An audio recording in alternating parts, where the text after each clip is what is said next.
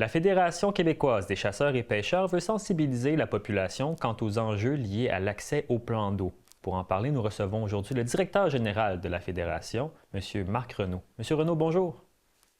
Bonjour à vous.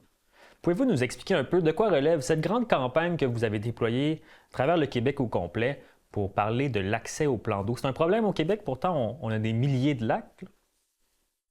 Oui, des milliers, plus de 500 000 lacs qu'on a au Québec.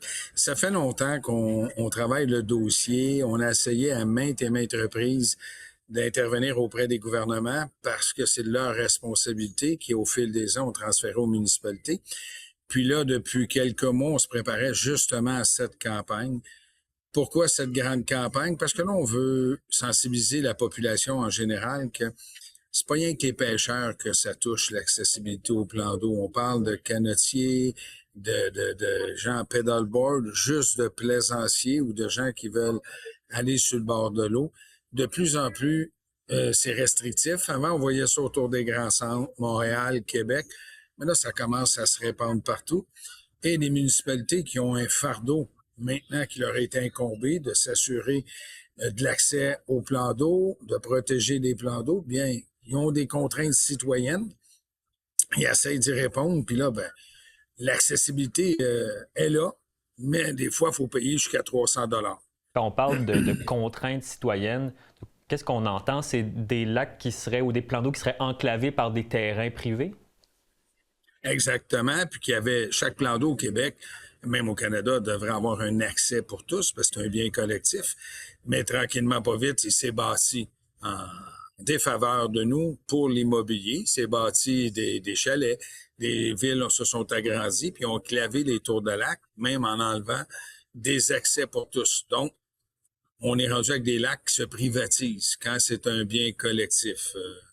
C'est un peu ça notre campagne. Notre campagne, c'est pour, le dénoncer encore, mais surtout s'informer, prendre toutes les informations pertinentes pour pouvoir, d'ici un an, retourner face au gouvernement, même aux municipalités, parce que on prétend pas qu'on peut faire ça seul. On doit le faire avec nos gouvernements, nos municipalités. On a des solutions.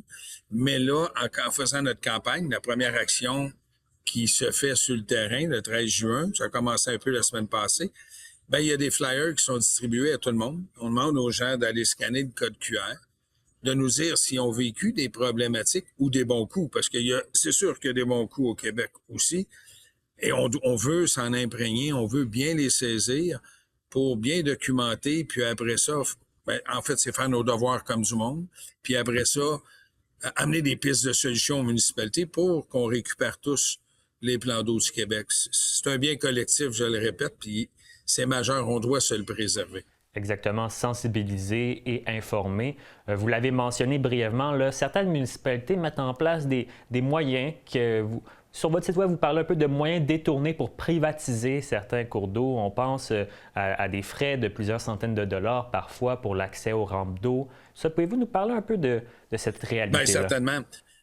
Vous avez des endroits que ça peut être pour un résident de la ville, donc pas la ville voisine, la ville elle-même, ça va coûter 50 20, 25 pour utiliser la descente à bateau, se stationner. Si tu es non résident, pourtant je suis à la ville voisine, ça peut aller jusqu'à 300, 350 par jour pour se mettre à l'eau.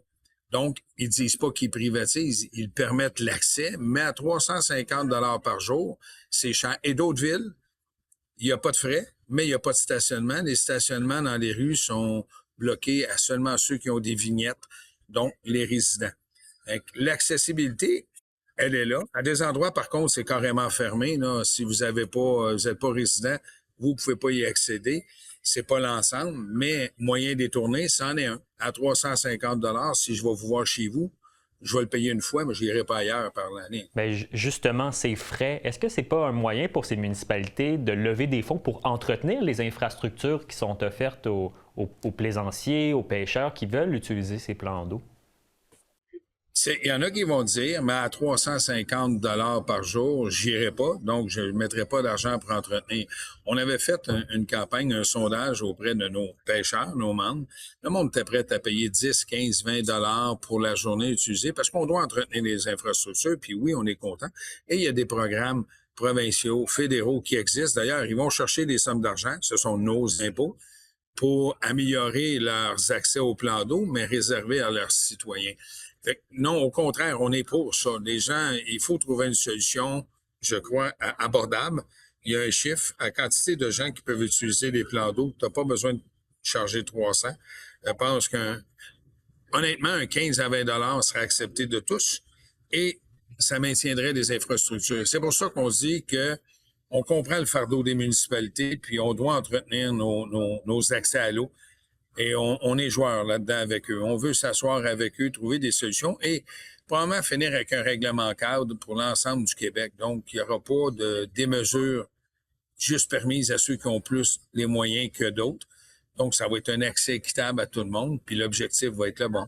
Oui. M. Renaud, vous venez de mentionner certains programmes du gouvernement pour l'accessibilité des plans d'eau. Notamment, il y en a un programme québécois, là, notamment pour l'accessibilité des pêcheurs, qui est en place depuis 2016. C'est quoi le problème avec ce programme-là? Il ne fait pas son travail?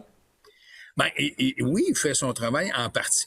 Mais quand le programme a été mis en place, excusez, il n'y a rien qui réglementait comment tu peux après ça facturer. Fait que les municipalités, tant mieux, ont pris action pour pouvoir bien façonner leurs tours de lac, les tours de lac qui nous appartiennent à tous, faire des belles descentes à bateau.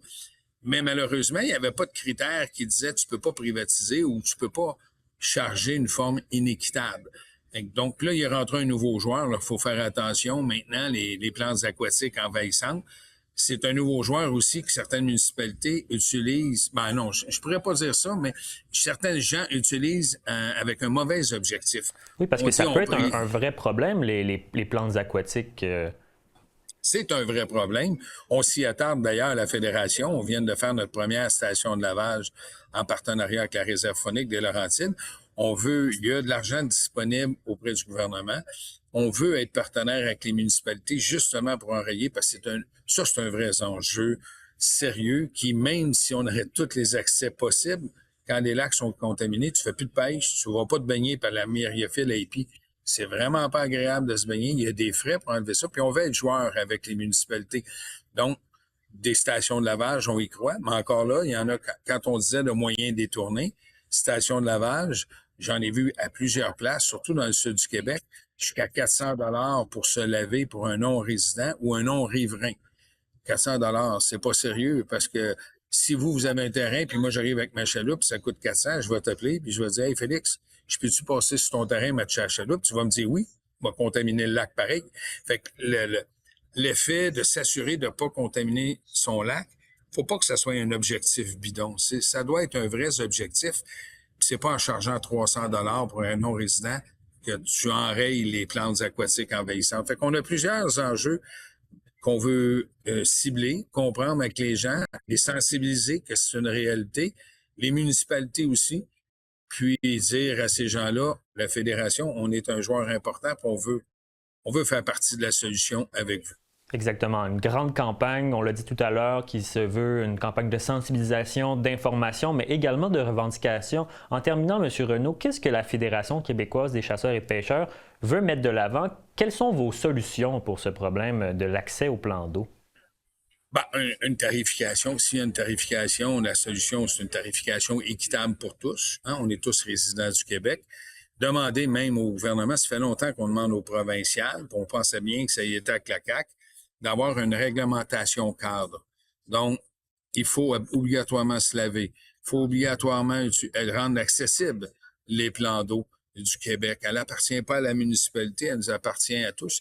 Déjà, avec quelque chose comme ça, on va avoir un beau gain, puis on va pouvoir, tout le monde, pouvoir profiter de nos plans d'eau, propres aussi, très important, de qualité, puis exercer nos loisirs, qu'ils soient canot, kayak, pêche, plaisance.